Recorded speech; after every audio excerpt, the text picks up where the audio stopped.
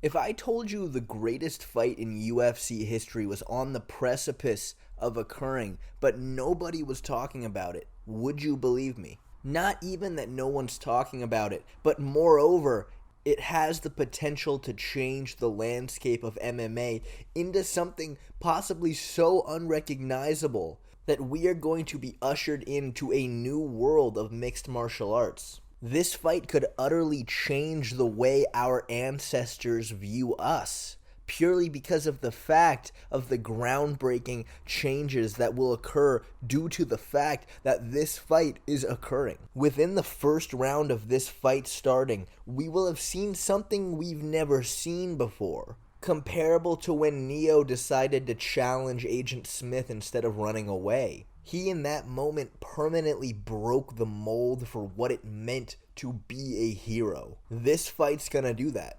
So I'll ask you again, would you believe me if I told you all this?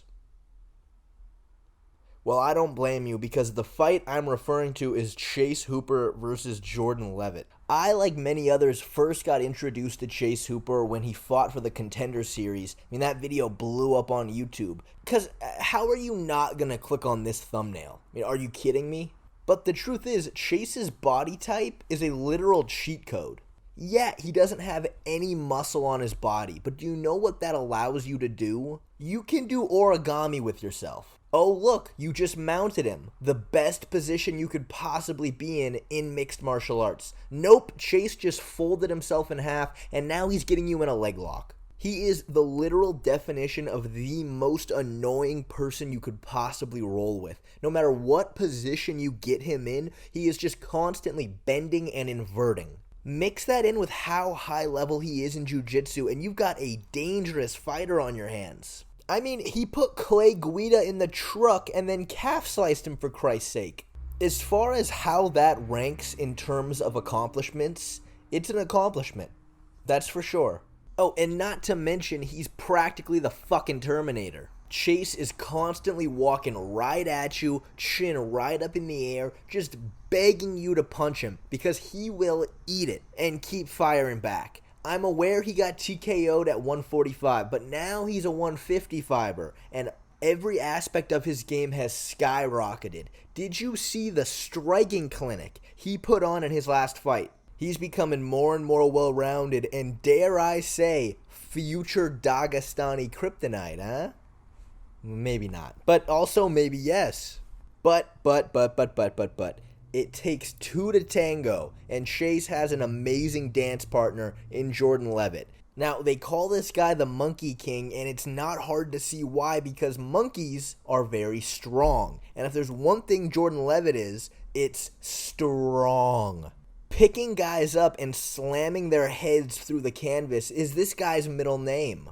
Yes, I'm aware he technically lost to Paddy Pimblett, but he also Batista bombed his ass. So in my mind, it's 1-1. Jordan is a super high-level grappler with all kinds of high-level submissions. He's got a really good darce. He's great at getting to the back and hitting rear naked chokes. He even has an inverted triangle on his UFC resume. He's also got super unorthodox striking. His punches, it's not his primary source of doing damage, but he's got some really good kicks. He'll throw jumping teep kicks, real sneaky high kicks.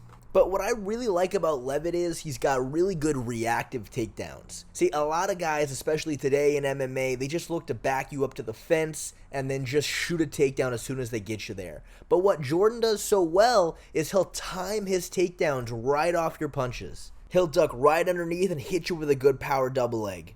And that makes it harder to defend, and it also gets your opponent down out in the open where they can't use the fence to work their way back up. So what you got with this matchup are two guys who both want to get it to the ground, but are both comfortable anywhere on the ground. Chase will gladly accept to play bottom. Leavitt's not bad off his back either. But most likely, I think a large portion of this fight is going to take place with Leavitt on top and Chase on the bottom, both of them working for submissions. Typically, when you have two high-level grapplers in MMA, you end up just seeing a bad kickboxing match. But that's because both of them want to be on top. But in this instance, with Chase Hooper, that's not going to be the case. And we're going to be getting this fight exactly where we want it. If I had to make a prediction on what I think is going to happen in this fight, I think there are two possible scenarios here.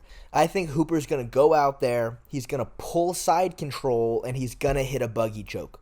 I mean, the buggy is just begging to get hit. It's a matter of time before we see it in the UFC, and I think Chase Hooper is Trojan horsing that one into the main event tomorrow night. As far as how Jordan can win, I can definitely see another slam KO. I won't be disappointed with that either. Maybe even a slam KO to get out of the buggy choke that Chase slaps on him. Either way, mark my words in stone. We've got the greatest fight the UFC has ever seen coming up really soon.